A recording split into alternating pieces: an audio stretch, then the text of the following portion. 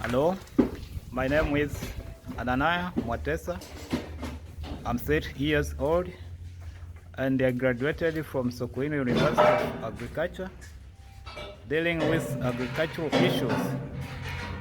And currently, I'm a farm manager at STEM, taking care of animals like cattle, sheep, goats, chickens. I have more than 4 years of experience in animals.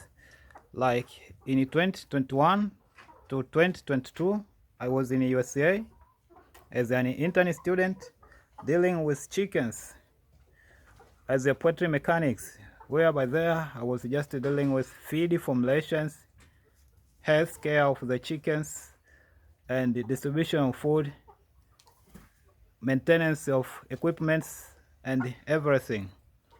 So now I'm very interested to look for the opportunities which gives me more experience in animal husbandry. Thank you. Have a good day.